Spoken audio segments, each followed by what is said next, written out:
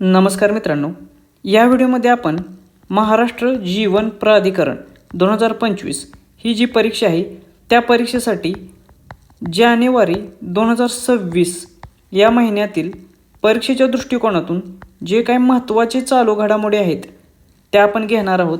ही जी परीक्षा आहे महाराष्ट्र जीवन प्राधिकरणाची ती परीक्षा IBPS या संस्थेमार्फत घेण्यात येणार आहे आणि ही जी IBPS आहे ते आपल्या प्रत्येक परीक्षेमध्ये साधारणतः परीक्षेच्या आधीच्या 4 महिन्यांचे करंट अफेअर किंवा चालू घडामोडीचे प्रश्न विचारत असते आणि त्याच दृष्टिकोनातून आपण जानेवारी 2026 या महिन्याचे परीक्षेच्या दृष्टिकोनातून अतिशय महत्त्वाचे असलेले प्रश्न बघणार आहोत। यातील प्रत्येक प्रश्न हा परीक्षेमध्ये येण्यासारखा आहे, त्यामुळे हा व्हिडिओ कोठेही स्किप करू नका, शेवटपर्यंत बघा, कारण याचा 100% फायदा येणाऱ्या परीक्षेमध्ये होणार आहे। चला तर मग टाइमपास न करता एक एक प्रश्न आपण बघूया। प्रश्न क्रमांक पहिला, महिला आशियाई हॉकी कप 2025 मध्ये भारतीय महिला संघाने कोणते पदक जिंकले? तर परीक्षेसाठी क्रीडा घडामोडी ज्या असतात त्याच्यामध्ये जास्त फोकस असतो, त्याच्यावरती जास्त प्रश्न विचारताना दिसतात। त्यामुळे महिला आशियाई हॉकी कप हा नुकताच पार पडलेला असून त्याच्यामध्ये भारतीय हॉकी संघाने एक चांगली कामगिरी केलेली आहे, त्यामुळे त्याच्यावरती प्रश्न अपेक्षित आहे। तर या स्पर्धेत भारताने रौप्य पदक जिंकलेले आहे, त्यामुळे पर्याय क्रमांक 2 हे याचे योग्य उत्तर असेल। याच्यावर IBPS दुसरा एक प्रश्न विचारू शकते, ते म्हणजे या स्पर्धेचे ठिकाण कोठे होते, कारण ठिकाणावरती देखील IBPSने प्रश्न विचारलेले आहेत। तर ही जी स्पर्धा झाली ती झाली चीन या देशामध्ये, त्यामुळे हे ठिकाण देखील तुम्हाला माहीत असलं पाहिजे। प्रश्न क्रमांक दुसरा, कांगेर व्हॅली राष्ट्रीय उद्यान कोणत्या राज्यात स्थित आहे? आता हा प्रश्न इथे आपण का घेतला, कारण यापूर्वी वेगवेगळ्या परीक्षामध्ये IBPSने त्यावेळी चर्चेत असलेली जी राष्ट्रीय उद्याने आहेत त्याच्यावरती अशा स्वरूपाचा प्रश्न विचारलेला आहे आणि आत्ता हे जे कांगेर व्हॅली राष्ट्रीय उद्यान आहे ते चर्चेत आहे, कारण याला युनेस्कोचा वर्ल्ड हेरिटेज साईटचा दर्जा मिळवण्यासाठी तेथील राज्य सरकार प्रयत्नशील आहे। मग हे कोणत्या राज्यात आहे? तर हे कांगेर व्हॅली राष्ट्रीय उद्यान आहे छत्तीसगड या राज्यामध्ये, त्यामुळे पर्याय क्रमांक 4 हे याचे योग्य उत्तर असेल। प्रश्न क्रमांक तिसरा, सिनियर राष्ट्रीय बॅडमिंटन स्पर्धा 2025 मध्ये पुरुष एकेरीचे विजेतेपद कोणी जिंकले? तर नुकतेच झालेली सिनियर गटाची राष्ट्रीय बॅडमिंटन स्पर्धा 2025 याच्यामध्ये पुरुष एकेरीचे विजेतेपद पटकावलेले आहे ऋत्विक संजीवी S यांनी, त्यामुळे याचे उत्तर आहे पर्याय क्रमांक 2 हे। प्रश्न क्रमांक 4, पापा पगली हा खेळावर आधारित प्री स्कूल उपक्रम कोणत्या राज्य सरकारचा आहे? तर जे काही सरकारचे उपक्रम असतात, गव्हर्नमेंटचे इनिशिएटिव्ह असतात त्याच्यावरती प्रश्न विचारण्याचा जास्त कल असतो IBPSचा आणि त्याच दृष्टिकोनातून ही पापा पगली हा जो उपक्रम आहे तो उपक्रम राबवलेला आहे गुजरात या राज्य सरकारने, त्यामुळे पर्याय क्रमांक 1 हे याचे योग्य उत्तर आहे। आता हा उपक्रम कशाशी संबंधित आहे याच्यावरती प्रश्न येऊ शकतो, तर हा उपक्रम आहे अंगणवाडी केंद्रांशी संबंधित।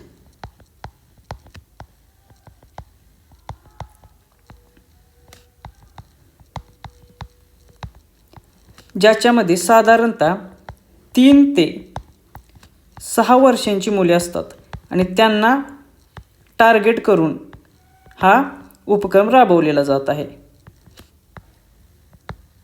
त्यामुळे हे देखील तुम्हाला माहीत असलं पाहिजे की किती वर्षांच्या मुलांसाठी हा उपक्रम राबवलेला आहे, तर 3 ते 6 वर्षांची मुले। आणि हा उपक्रम गुजरात राज्य सरकारच्या कोणत्या खात्यामार्फत राबवला जात आहे? तर हा राबवला जात आहे महिला व बाल विकास खात्याद्वारे।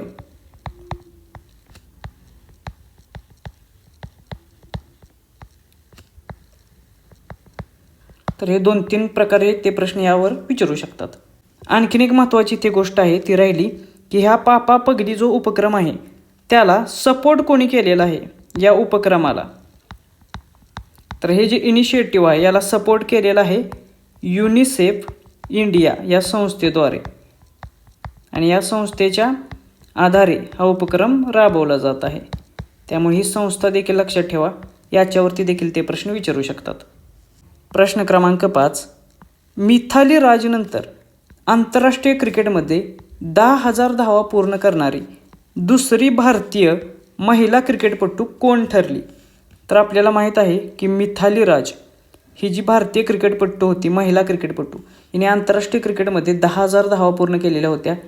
आणि अशाच प्रकारे 10,000 धावा पूर्ण करणारी दुसरी भारतीय महिला क्रिकेटपटू ठरलेली आहे स्मृती मंधाना ही. त्यामुळे पर्याय क्रमांक 3 हे याचे योग्य उत्तर आहे. त्यानंतर IBPSच्या परीक्षेत ज्यांना चालू घडामोडींमध्ये मॅक्झिमम मार्क्स घ्यायचे असतील त्यांच्यासाठी हा आपला सरळ सेवा भरती 2026चा चालू घडामोडींचा कोर्स आहे नोट्स स्वरूपात. या कोर्समध्ये आपण जानेवारी 2025 पासून ते जानेवारी 2026 पर्यंतच्या चालू घडामोडी तुम्हाला देत आहोत. हा कोर्स यासाठी महत्त्वाचा आहे कारण नुकत्याच झालेल्या MPSCच्या ग्रुप बीच्या परीक्षेत सरळ सेवेचा कोर्स असून देखील याच्यातून 8 प्रश्न आहे असे आलेले आणि ग्रुप सीच्या परीक्षेत देखील 8 प्रश्न याच्यामधून आहे असे आलेले. त्यामुळे IBPS पॅक्टनुसार जे तयारी करत आहेत त्यांच्यासाठी तर हा वन स्टॉप सोल्युशन या प्रकारच्या नोट्स असतील.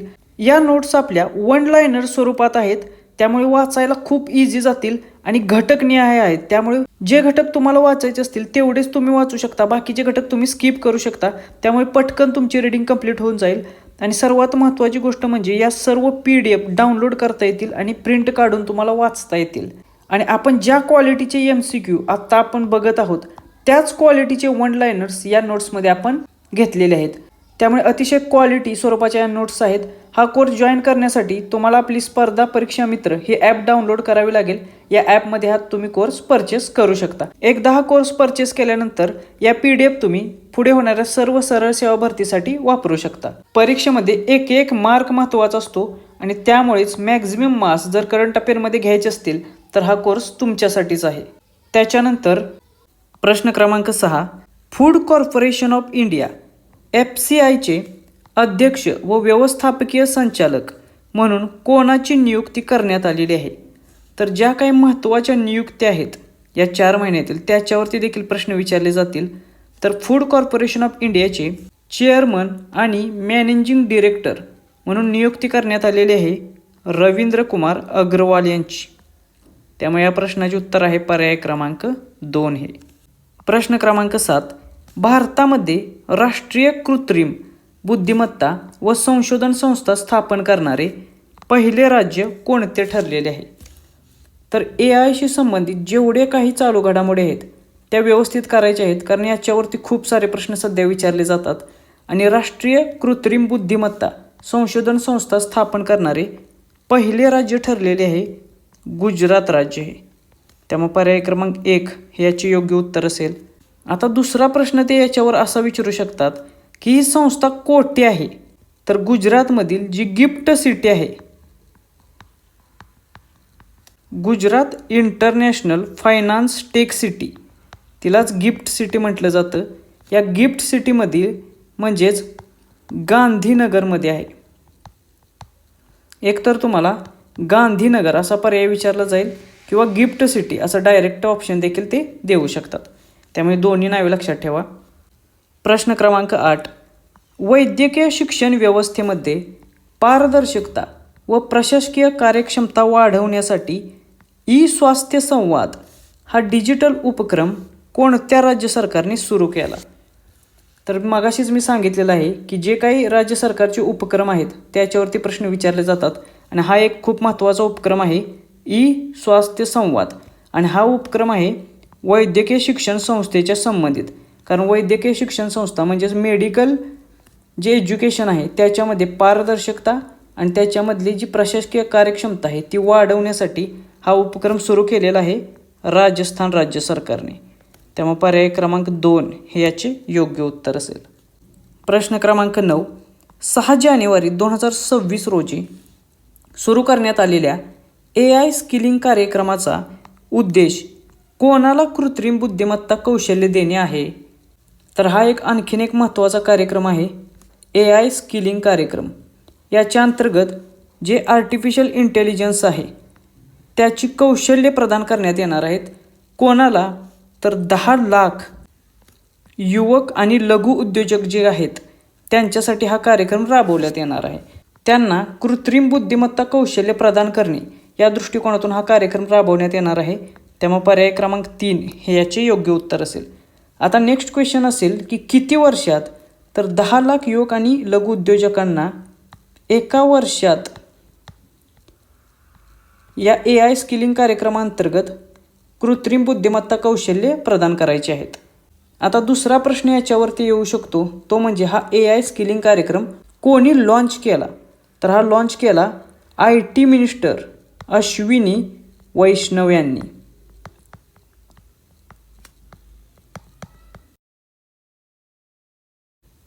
कारण यापूर्वी अशा प्रकारचे प्रश्न IBPSने खूप वेळा विचारलेले आहेत.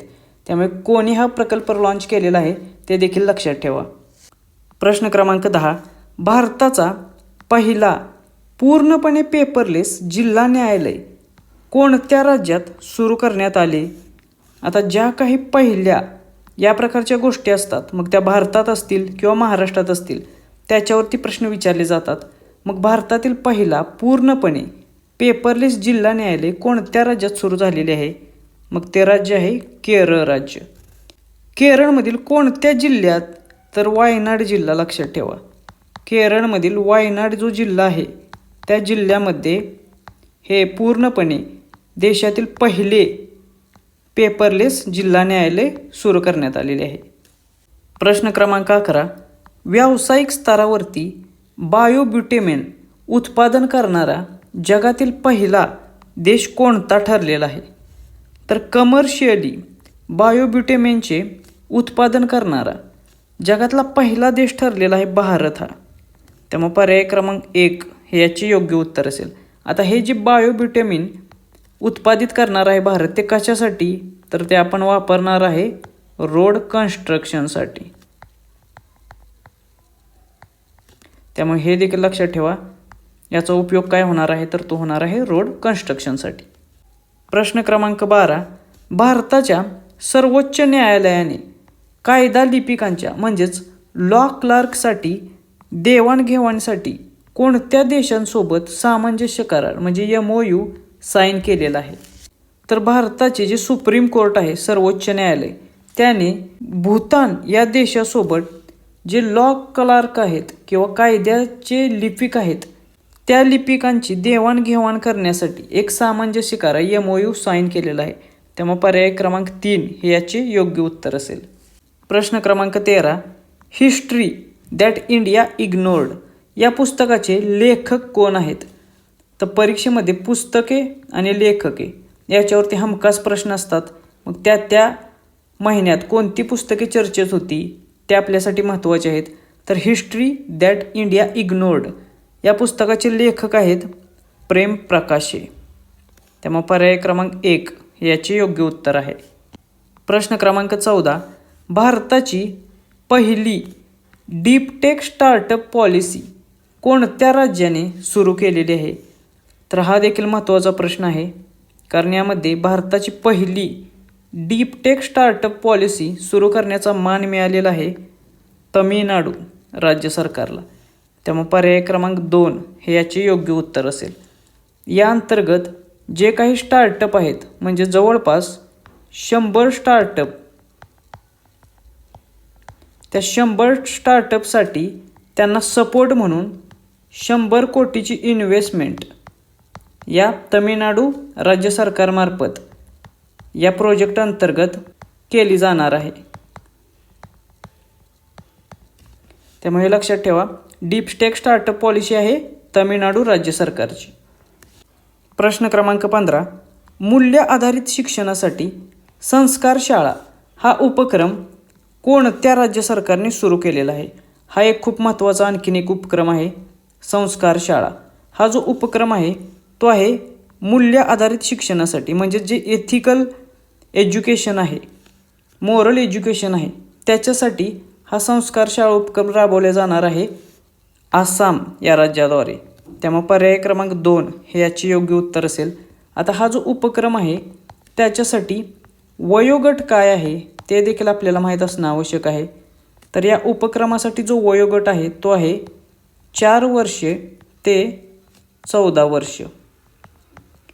4 ते 14 वर्ष वयोगटासाठी आसाम सरकारद्वारे संस्कार शाळा हा उपक्रम राबवला जाणार आहे. प्रश्न क्रमांक 16. भारताच्या हवामान निरीक्षण व अंदाज क्षमतांमध्ये सुधारणा करण्यासाठी स्वदेशी बनवलेल्या ॲटोमॅटिक वेदर स्टेशन या भारतीय शास्त्रज्ञांनी कोणत्या तंत्रज्ञानाचा वापर करून विकसित केली आहे?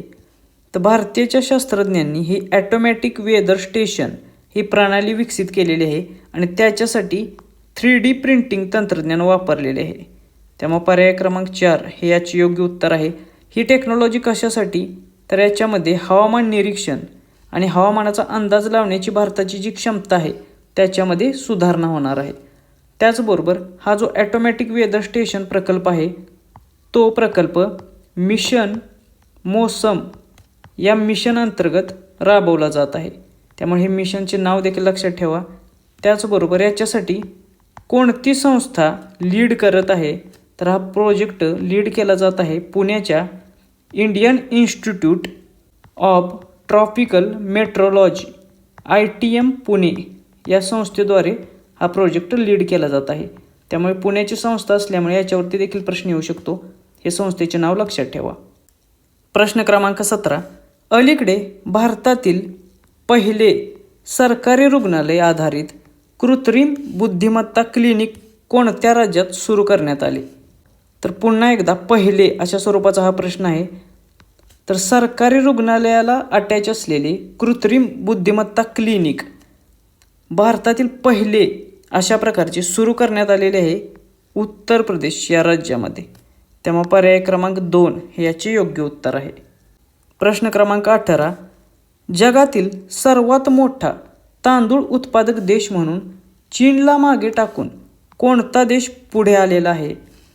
तर जगातील सर्वात मोठा तांदूळ उत्पादक देश ठरलेला आहे भारत देश हा. त्यामुळे पर्याय क्रमांक 1 हे याचे योग्य उत्तर आहे. हा प्रश्न तुम्हाला विचारण्याची शक्यता खूप जास्त आहे कारण यापूर्वीचा अशाच प्रकारचा प्रश्न यापूर्वी एका परीक्षेमध्ये त्यांनी विचारलेला होता. तर नुकताच भारतामध्ये जवळपास 150 मिलियन टन एवढे तांदळाचे उत्पादन झालेले आहे आणि एवढ्या प्रमाणात उत्पादन घेऊन भारताने चीनला मागे टाकून सर्वात मोठा तांदूळ उत्पादक देश ठरण्याचा मान मिळवलेला आहे. प्रश्न क्रमांक 19. महाराष्ट्राचे पोलीस महासंचालक DGP म्हणून पदभार कोणी स्वीकारला? तर हा देखील एक खूप महत्त्वाचा प्रश्न आहे. महाराष्ट्रात पोलीस महासंचालकपदी एक नवीन नियुक्ती झालेली आहे आणि त्यांचे नाव आहे सदानंद वसंत दाते. हे महाराष्ट्राचे DGP म्हणून कार्य करतील. त्यामुळे पर्याय क्रमांक 1 हे याचे योग्य उत्तर आहे. प्रश्न क्रमांक 20. 2026 भारताचा 92वा बुद्धिबळ ग्रँडमास्टर कोण झाला? तर 92वा बुद्धिबळ ग्रँडमास्टर झालेला आहे आर्यन वर्ष्णेय. आर्यन वर्ष्णेय हा 92वा बुद्धिबळ ग्रँडमास्टर ठरलेला आहे. प्रश्न क्रमांक 21. भारतामध्ये नळातून थेट सुरक्षित पिण्याचे पाणी मिळणारे पहिले शहर कोणते ठरलेले आहे?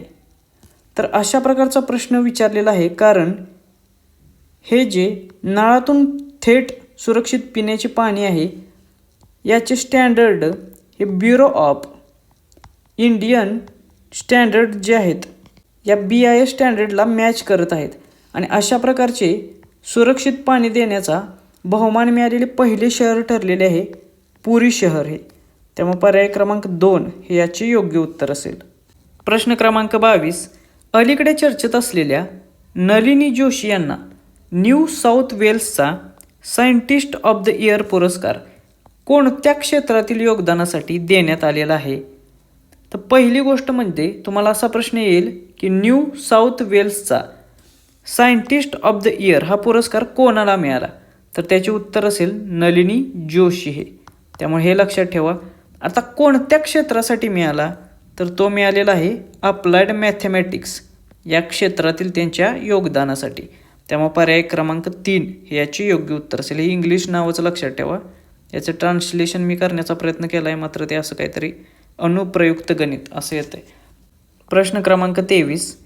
राष्ट्रीय युवा दिन दरवर्षी 12 जानेवारी रोजी कोणाच्या जयंतीनिमित्त साजरा केला जातो? तर परीक्षेत तुम्हाला एक तरी प्रश्न जे काही महत्त्वाचे डेज आहेत त्या महिन्यातील त्याच्यावरती फिक्स विचारला जातो IBPS तर्फे. त्यामुळे प्रत्येक महिन्यातील महत्त्वाचे दिवस आपल्याला माहीत असले पाहिजे. त्याचनुसार 12 जानेवारी हा जो दिवस आहे तो दरवर्षी राष्ट्रीय युवा दिन म्हणून साजरा केला जातो. का तर या दिवशी स्वामी विवेकानंद यांची जयंती असते. त्यामुळे पर्याय क्रमांक 4 हे याचे योग्य उत्तर आहे. प्रश्न क्रमांक 24, भारतभरातील डिजिटल क्रिएटर्सना सक्षम करण्यासाठी क्रिएटर्स कॉर्नर हा प्लॅटफॉर्म कोणत्या संस्थेने सुरू केला? तर हा देखील एक महत्त्वाचा प्रश्न आहे की जे डिजिटल क्रिएटर्स आहेत त्या क्रिएटर्सना सक्षम करण्यासाठी किंवा एम्पॉवर करण्यासाठी क्रिएटर्स कॉर्नर हा एक उपक्रम राबवला जाणार आहे आणि तो उपक्रम प्रसार भारती या संस्थेद्वारे राबवण्यात येणार आहे. आणि या उपक्रमाअंतर्गत जे आपले DD न्यूज आहे, DD चॅनल, DD न्यूज या चॅनेलवरती सोमवार ते शुक्रवार रात्री 7 वाजता त्यांना वेळ देण्यात येणार आहे त्यांचे टॅलेंट दाखवण्यासाठी किंवा त्यांची प्रतिभा दाखवण्यासाठी. त्यामुळे पर्याय क्रमांक 4 हे याचे योग्य उत्तर असेल. प्रश्न क्रमांक 25, खेलो इंडिया बीच गेम्स 2026 मध्ये पदक तालिकेत कोणते राज्य अव्वल ठरले? तर खेलो इंडियाच्या अंतर्गत जेवढ्या काही स्पर्धा घेतल्या जातात त्याच्यावरती 100% प्रश्न असतो. तर खेलो इंडिया बीच गेम 2026 मध्ये पहिला क्रमांक आहे कर्नाटक या राज्याचा. कर्नाटक या राज्याने एकूण 11 पदके मिळवून पदक तालिकेमध्ये पहिला क्रमांक पटकावलेला आहे. त्यामुळे पर्याय क्रमांक 3 हे योग्य उत्तर आहे. प्रश्न क्रमांक 26, इटलीने कॅव्हेलियर डेल ऑर्डिन डेला स्टेला दे इटालिया हा नागरी सन्मान कोणत्या भारतीय व्यक्तीला प्रदान केला? तर इटलीमार्फत देण्यात येणारा हा एक सिव्हिलियन ऑनर आहे. तो आहे कॅव्हेलियर डेल ऑर्डिने डेला स्टेला दे इटालिया. हा मिळालेला आहे श्रीनिवास डेम्पो यांना. हे श्रीनिवास डेम्पो गोव्याचे आहेत. गोव्याचे इंडस्ट्रियलिस्ट आहेत. त्यामुळे पर्याय क्रमांक 2 हे याचे योग्य उत्तर आहे. यांना का मिळाला? तर जे इटलीचे नागरिक भारतात आहेत त्यांना हे मदत करत असतात. त्यामुळे त्यांना हे इटलीचा नागरी सन्मान देण्यात आलेला आहे. प्रश्न क्रमांक 27, इक्वल पार्टनर्स लास्टिंग पीस या प्रकल्पासाठी United nation secretary general award 2025 gender category कोणाला प्रदान करण्यात आला? तर युनायटेड नेशन्सतर्फे देण्यात येणारा सेक्रेटरी जनरल अवॉर्ड 2025 जेंडर कॅटेगरीमधला देण्यात आलेला आहे मेजर स्वाती शांता कुमार यांना. त्यामुळे पर्याय क्रमांक 1 हे याचे योग्य उत्तर असेल. त्या भारताच्या आर्मी ऑफिसर आहेत.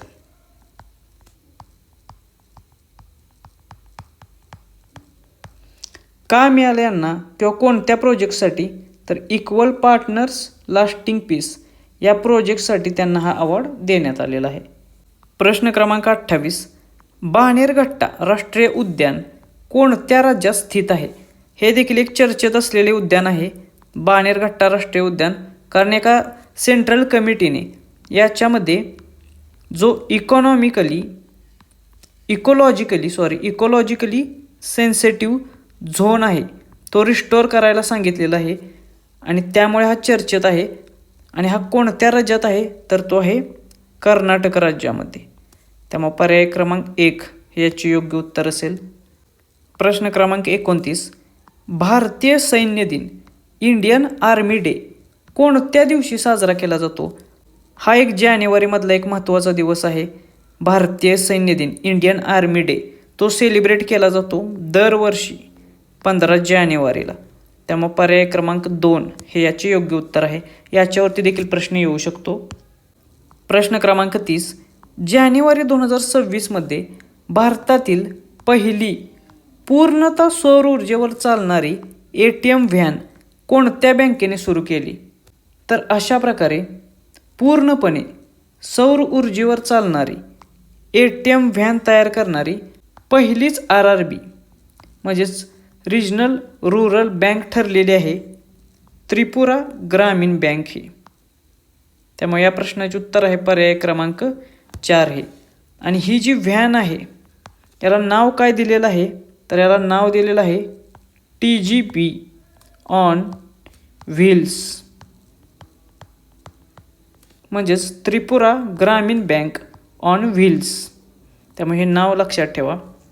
प्रश्न क्रमांक 31, भारताची आले राजधानी म्हणजेच काय, तर जिंजर कॅपिटल ऑफ इंडिया म्हणून कोणते राज्य घोषित करण्यात आलेले आहे. मिझोराम हे जे राज्य आहे त्याला भारताचे जिंजर कॅपिटल म्हणून नुकतेच डिक्लेअर करण्यात आलेले आहे. त्यामुळे पर्याय क्रमांक 3 हे लक्षात ठेवा. हा देखील प्रश्न मोस्ट इम्पॉर्टंट आहे. प्रश्न क्रमांक 32, सीमा सुरक्षा दल म्हणजेच BSF बॉर्डर सिक्युरिटी फोर्स याचे महासंचालक म्हणून डायरेक्टर जनरल म्हणून कोणाची नियुक्ती करण्यात आलेली आहे. ही देखील परीक्षेच्या दृष्टिकोनातून महत्त्वाची नियुक्ती आहे. BSFचे नवीन महासंचालक म्हणून नियुक्ती झालेली आहे प्रवीण कुमार यांची. त्यामुळे पर्याय क्रमांक 2 हे याचे योग्य उत्तर आहे. प्रश्न क्रमांक 33, पुणे ग्रँड टूर 2026साठी सद्भावना दूत म्हणजेच गुडविल ॲम्बॅसिडर म्हणून कोणाची नियुक्ती करण्यात आलेली आहे.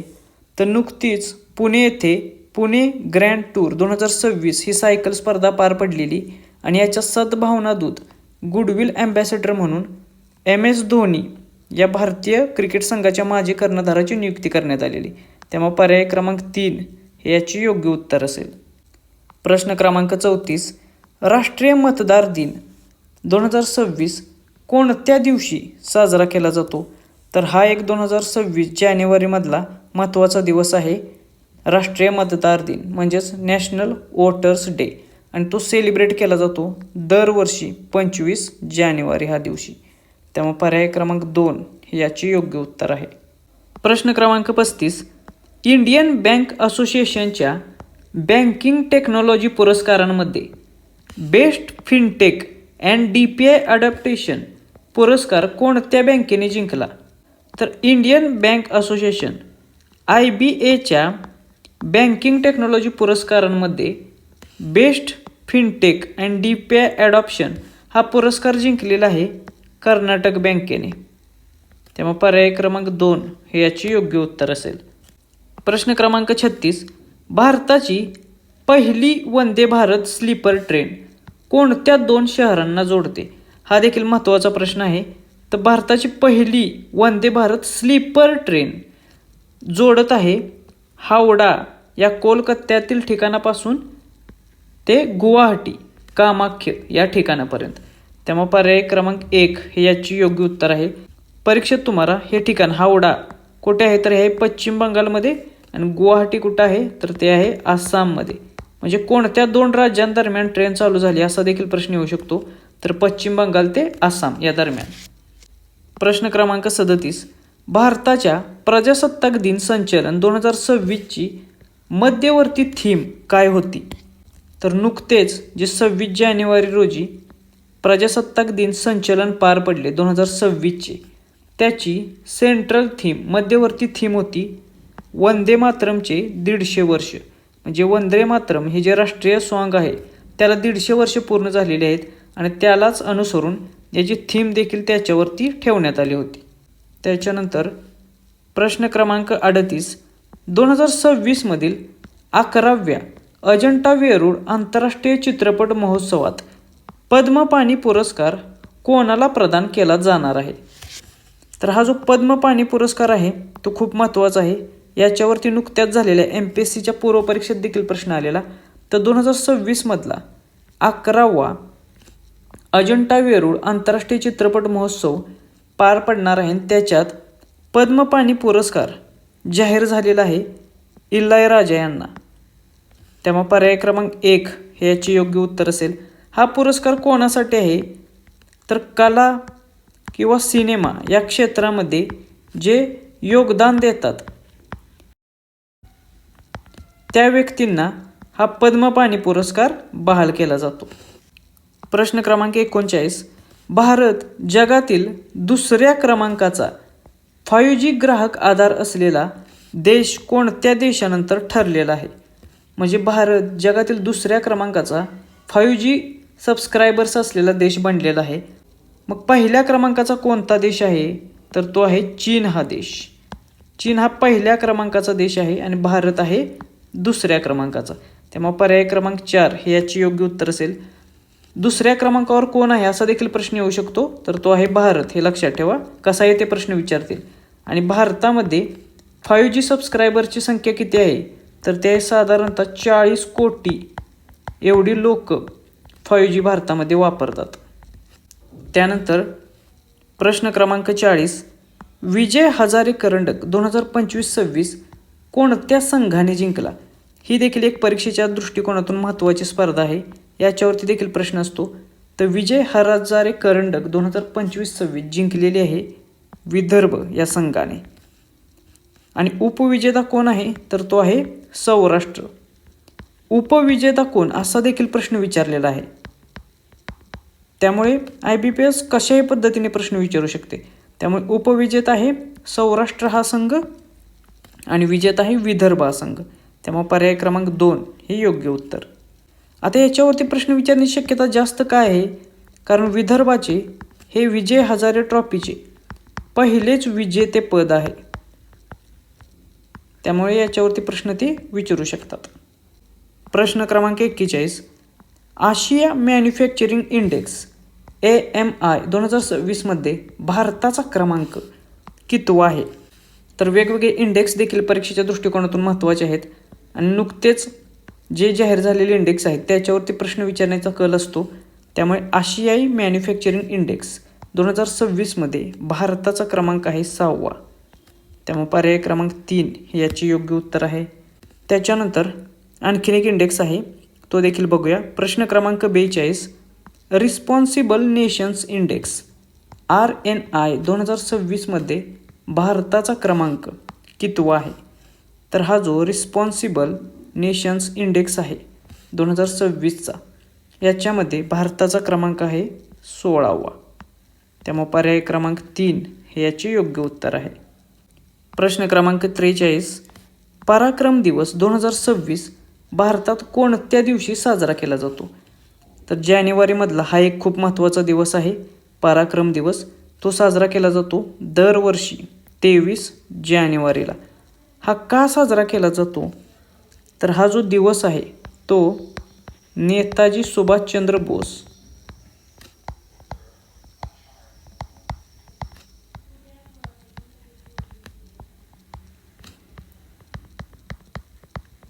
यांचा जन्मदिवस असतो. आणि हा जन्मदिवस सुभाषचंद्र बोस यांचा भारतामध्ये पराक्रम दिवस म्हणून साजरा केला जातो. त्यामुळे पर्याय क्रमांक 1 याचे योग्य उत्तर आहे. प्रश्न क्रमांक 44, अलीकडे भारतात खालीलपैकी कोणत्या आर्द्रभूमीचा म्हणजे वेटलँड्सचा रामसर स्थळांमध्ये समावेश करण्यात आलेला आहे? तर नुकताच भारतातून 2 स्थळांचा समावेश हा आर्द्रभूमी म्हणजेच वेटलँड्सच्या रामसर स्थळामध्ये करण्यात आलेला आहे. ती कोणती आहेत? तर एक आहे पटना पक्षी अभयारण्य आणि दुसरं आहे छरी ढांड म्हणून. तर ही दोन्ही नावे लक्षात ठेवा. पटना पक्षी अभयारण्य आहे UPमध्ये आणि छरी ढांड आहे गुजरातमध्ये. तर ही जी दोन्ही नावे आहेत ते लक्षात ठेवा, याच्यावरती तुम्हाला प्रश्न विचारला जाऊ शकेल. प्रश्न क्रमांक 45, आर्यना सबालेंकाला पराभूत करून ऑस्ट्रेलियन ओपन 2026 महिला एकेरीचे विजेतेपद कोणी जिंकलेले आहे? तर ही एक नुकतीच झालेली खूप मोठी आणि महत्त्वाची स्पर्धा आहे ऑस्ट्रेलियन ओपन 2026 आणि या स्पर्धेचे महिला एकेरीचे विजेतेपद पटकावलेले आहे एलेना रायबकिना यांनी. त्यामुळे पर्याय क्रमांक 2 याचे योग्य उत्तर असेल. त्यानंतर प्रश्न क्रमांक 46, ऑस्ट्रेलियन ओपन 2026चे पुरुष एकेरीचे विजेतेपद कोणी जिंकले? तर पुरुष एकेरीचे विजेतेपद जिंकलेले आहे कार्लोस अल्कराज यांनी. त्यामुळे पर्याय क्रमांक 2 हे याचे योग्य उत्तर असेल. प्रश्न क्रमांक 47, 77व्या प्रजासत्ताक दिन संचलनात प्रथमच प्रदर्शित केलेले दुहेरी कुबड असलेले उंट कोणत्या प्रदेशातील आहेत? तर जे नुकताच आपला 77वा प्रजासत्ताक दिन 26 जानेवारी 2026 रोजी पार पडला आणि त्याच्यामध्ये संचलन जेव्हा चालू होते त्यावेळी पहिल्यांदाच अशा प्रकारे दुहेरी कुबड असलेले उंट याच्यामध्ये समाविष्ट करण्यात आले होते संचलनामध्ये आणि हे उंट होते लडाख या प्रदेशातील आणि त्यांना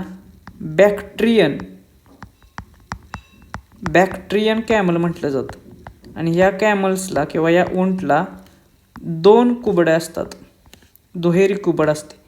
त्यामुळे पर्याय क्रमांक 2 याचे योग्य उत्तर असेल. प्रश्न क्रमांक 48 जागतिक आरोग्य संशोधनातील प्रभावी योगदानासाठी विले रिसर्च हिरोज प्राइज 2025 कोणत्या भारतीय डॉक्टरांना प्रदान करण्यात आला? तर हा एक वैद्यकीय क्षेत्रातील महत्त्वाचा अवॉर्ड आहे. विले रिसर्च हिरोज प्राइज 2025 हा अवॉर्ड मिळालेला आहे भारतातील डॉक्टर चंद्रकांत लहरिया यांना. कशासाठी? तर जागतिक आरोग्य क्षेत्रातील संशोधनामध्ये त्यांनी प्रभावीपणे योगदान केलेले आहे त्यासाठी. त्यामुळे पर्याय क्रमांक 3 हे याचे योग्य उत्तर असेल. प्रश्न क्रमांक 49 पद्मविभूषण पुरस्कार 2026 किती व्यक्तींना प्रदान करण्यात आले? तर हा एक फिक्स अशा प्रकारचे प्रश्न तुम्हाला विचारले जातील. जे काही पद्म पुरस्कार आहेत ते जाहीर करण्यात आलेले आहेत 2026चे आणि त्याच्यावरती 100% प्रश्न एकतरी विचारला जाईल. आणि पद्मविभूषण हे जे पुरस्कार आहे 2026चा तो किती जणांना मिळाला? तर तो मिळाला 5 व्यक्तींना. त्यामुळे पर्याय क्रमांक 3 हे याचे योग्य उत्तर आहे. आता आपण बघूया हा जो पद्मविभूषण आहे तो मिळाला 5 व्यक्तींना. त्याच्यानंतर पद्मभूषण आहे तो मिळाला 13 व्यक्तींना आणि जो पद्मश्री आहे तो मिळाला 113 व्यक्तींना. म्हणजे अशा प्रकारे हे जे पद्म पुरस्कार आहेत ते टोटल 131 लोकांना यावर्षी देण्यात आलेले आहेत. त्यामुळे हे 3 आकडे लक्षात ठेवा. पद्मविभूषण 5, पद्मभूषण 13 आणि पद्मश्री 113 आणि टोटल किती अवॉर्ड आहेत? तर टोटल आहेत 131 जणांना मिळालेले आहेत पद्म अवॉर्ड. आता परीक्षेत आपल्याला पद्मविभूषण पुरस्कार जे आहेत त्याच्यावरती जास्त प्रश्न विचारले जातात. मग ते कोणाकोणाला मिळालेत ते बघूया. तर महाराष्ट्रातून श्री धर्मेंद्र सिंग देओल यांना कला क्षेत्रातील योगदानासाठी पद्मविभूषण मिळालेला आहे, तो त्यांच्या मृत्यूनंतर. त्यानंतर श्री के.टी. थॉमस यांना सार्वजनिक व्यवहार म्हणजेच पब्लिक अफेअर्ससाठी केरळ या राज्यातील ते आहेत, त्यांना मिळालेलं आहे. त्यानंतर उत्तर प्रदेश या राज्यातील मिसेस एन राजम यांना कला क्षेत्रातील योगदानासाठी पद्मविभूषण मिळालेलं आहे. त्यानंतर केरळ या राज्यातील श्री पी नारायणन यांना साहित्य आणि शिक्षण या क्षेत्रातील योगदानासाठी पद्मविभूषण मिळालेलं आहे. आणि त्यानंतर केरळ याच राज्यातील श्री व्ही एस अच्युतानंदन यांना त्यांच्या मृत्यूनंतर पब्लिक अफेअर्स सार्वजनिक व्यवहार या क्षेत्रातील योगदानासाठी पद्मविभूषण मिळालेलं आहे. म्हणजे अशा रीतीने हे 5 जण आहेत यांना 2026चा पद्मविभूषण अवॉर्ड मिळालेला आहे.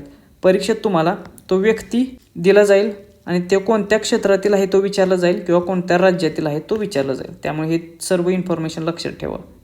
प्रश्न क्रमांक 50 अलीकडे चर्चेत असलेल्या भारतीय महिला हॉकी गोलरक्षक सविता पुनियाला खालीलपैकी कोणत्या पुरस्काराने सन्मानित करण्यात आले? तर भारताच्या महिला हॉकी गोलरक्षक सविता पुनिया यांना 2026मध्ये पद्मश्री हा अवॉर्ड देऊन पुरस्कृत करण्यात आलेले. त्यामुळे पर्याय क्रमांक 3 हे याचे योग्य उत्तर असेल. प्रश्न क्रमांक 51 सुभाषचंद्र बोस राष्ट्रीय आपत्ती व्यवस्थापन पुरस्कार 2026 व्यक्तिगत श्रेणीवर कोणाची निवड झालेली आहे? तर हा देखील एक महत्त्वाचा पुरस्कार आहे. याच्यावरती देखील पूर्वी प्रश्न विचारलेले आहेत IBPSने. तर सुभाषचंद्र बोस राष्ट्रीय आपत्ती व्यवस्थापन पुरस्कार 2026 व्यक्तिगत श्रेणीमध्ये मिळालेला आहे सीता अशोक शेळके यांना. त्यामुळे याचं उत्तर आहे पर्याय क्रमांक 2 हे. प्रश्न क्रमांक 52 प्रजासत्ताक दिन 2026 साजरा करताना चित्ररथसाठी राज्ये आणि केंद्रशासित प्रदेशांच्या श्रेणीत पहिले बक्षीस कोणत्या राज्याला मिळाले? तर 2026चा जो प्रजासत्ताक दिन पार पडला त्याच्यामध्ये आपल्याला माहीत आहे की चित्ररथांचे प्रदर्शन किंवा संचलन केले जाते आणि याच्यामध्ये राज्य आणि केंद्रशासित प्रदेशांच्या यादीत पहिला क्रमांक किंवा पहिल्या क्रमांकाचे बक्षीस मिळालेले आहे महाराष्ट्राच्या चित्ररथाला. त्यामुळे पर्याय क्रमांक 3 हे याचे योग्य उत्तर आहे आणि महाराष्ट्राला पुरस्कार मिळाल्याने याच्यावरती प्रश्न येण्याची शक्यता खूप जास्त आहे. आता महाराष्ट्राचा हा जो चित्ररथ होता तो कोणता होता ते देखील माहीत असलं पाहिजे. तर गणेशोत्सवावरती हा चित्ररथ महाराष्ट्राने बनवलेला होता. त्यामुळे हे देखील लक्षात ठेवा. या थीमचे नाव देखील तुम्हाला विचारले जाईल. प्रश्न क्रमांक 53. आर्थिक सर्वेक्षण 2025-26 नुसार भारतासाठी वित्तीय वर्ष 2025-26 मध्ये अपेक्षित वास्तविक GDP वाढ दर किती आहे? तर जे काही भारताची आर्थिक पाहणी आहे 2025-26ची त्याच्यानुसार फायनान्शियल इयर 2025-26 मध्ये भारताचा वास्तविक GDP ग्रोथ रेट किती होता? तर तो होता 7.4% एवढा. त्यामुळे पर्याय क्रमांक 3 हे याचे योग्य उत्तर आहे. त्याच्यानंतर प्रश्न क्रमांक 54. आर्थिक सर्वेक्षण 2025-26 नुसार भारतातील जनरेटिव्ह AI स्टार्टअपचे सर्वाधिक हिस्सा कोणत्या राज्यात आहे? तर आर्थिक सर्वेक्षण किंवा आर्थिक पाहणीवरती IBPS नक्की तुम्हाला प्रश्न विचारेल आणि त्याचनुसार भारतातील जनरेटिव्ह AIचे जे स्टार्टअप आहे त्याच्यामध्ये सर्वाधिक हिस्सा असलेले राज्य आहे कर्नाटक. हे कर्नाटक या राज्यामध्ये सुमारे भारताच्या जवळपास 39% एवढे स्टार्टअप हे एकट्या कर्नाटक राज्यामध्ये आहेत जनरेटिव्ह AIचे. त्यामुळे पर्याय क्रमांक 4 हे याचे योग्य उत्तर असेल. आणि अशा रीतीने मग कर्नाटक हे जे राज्य आहे ते जनरेटिव्ह AIचे हब म्हणून समोर येत आहे. त्यामुळे तुम्हाला असा देखील प्रश्न येऊ शकतो की जनरेटिव्ह AIचे हब म्हणून कोणते राज्य समोर येत आहे? तर त्याचे उत्तर असेल कर्नाटक हेच. तर अशा रीतीने आपण जानेवारी महिन्यातील परीक्षेच्या दृष्टिकोनातून IBPS पॅटर्ननुसार महत्त्वाचे असलेले 54 प्रश्न बघितलेले आहेत. माझ्या दृष्टिकोनातून त्यातल्या त्यात खूप जास्त महत्त्वाचे जे प्रश्न होते ते घेण्याचा मी येथे प्रयत्न केलेला आहे. तरी देखील परीक्षेमध्ये जास्तीत जास्त मार्क्स जर तुम्हाला पाडायचे असतील करंटमध्ये, कारण IBPS करंटवरती जास्तीत जास्त प्रश्न विचारत असते, त्यासाठी सरळ सेवा भरती 2026च्या आपल्या ज्या नोट्स आहेत चालू घडामोडींच्या त्या तुम्हाला उपयोगी पडतील. वन लायनर आणि घटकनिहाय स्वरूपात ह्या नोट्स असल्यामुळे याच्यामधून 100% आउटपुट तुम्हाला परीक्षेमध्ये दिसून येईल. त्याचबरोबर ह्या PDF डाउनलोडेबल असल्यामुळे एकदा तुम्ही या चालू घडामोडी परचेस केल्या की इथून पुढे होणाऱ्या प्रत्येक पेपरसाठी प्रत्येक एक्झामसाठी त्या तुम्ही वापरू शकता. या व्हिडिओची जर तुम्हाला PDF हवी असेल तर ते आपल्या टेलिग्राम चॅनेलला मिळेल. टेलिग्राम चॅनेलची लिंक खाली डिस्क्रिप्शन बॉक्समध्ये दिलेली आहे. तुम्हाला परीक्षेसाठी ऑल द बेस्ट. भेटूया नेक्स्ट व्हिडिओच्या माध्यमातून. थँक्यू.